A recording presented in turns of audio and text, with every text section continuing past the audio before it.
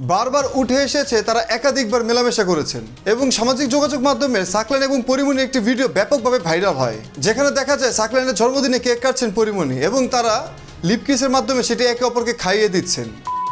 পরিমণি কাণ্ডে এবার চাকরি হারাতে যাচ্ছেন পুলিশের এডিসি সাকলাইন। এ নিয়ে দৈনিক প্রথম আলোতে মুখ খুলেছেন পরিমণি। পাশাপাশি তিনি তার মামলা থেকে জামিন পেয়েছেন। আর সাকলাইনকে নিয়ে পরিমণিকে প্রশ্ন করা হলে তিনি বলেন, সাকলাইনের জন্য আমার খারাপ লাগছে। হয়তো সাকলাইন ব্যক্তিগত আক্রোশের শিকার। তাদের দুইজনের কি সম্পর্ক ছিল সেটি জানতে চাওয়া হলে পরিমণি বলেন, সম্পর্ক কখনো একদিক থেকে গড়ে ওঠে না, সম্পর্কটা দুই দিক থেকে গড়ে উঠেছিল।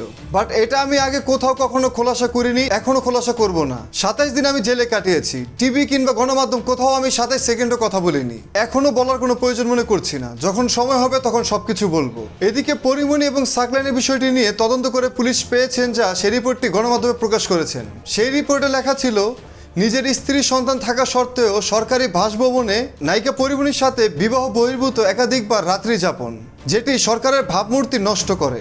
এমনই আরো অনেক তথ্য পাওয়া গেছে তদন্তে। সেখানে পরিমণির ফোনের ফরেন্সিক রিপোর্ট থেকে উঠে আসে তাদের মধ্যে তখন সবসময় ফোন আলাপ হতো, বাট সেটা কোনো নর্মাল ফোন আলাপ ছিল না, ছিল সেটা প্রেমের সম্পর্ক এবং ঘনিষ্ঠ কথাবার্তা।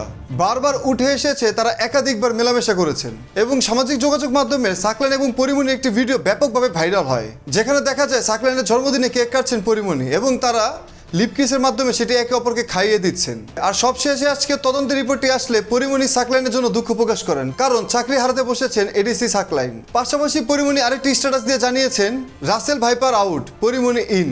এটা দিয়ে পরিমণি কি ইন্ডিকেট করেছেন তা অবশ্যই আপনারা বুঝতে পেরেছেন। তো ডিয়ার ভিউয়ার্স, পুলিশের উচ্চতম কর্মকর্তা এডিসি সাকলাইন এবং পরিমণিকে নিয়ে আপনাদের কি মন্তব্য নিচে অবশ্যই কমেন্টস করে লিখে জানাবেন আপনাদের মূল্যবান মতামত। আমি মুসাফির বিদায় নিচ্ছি, আনন্দের সাথেই থাকুন।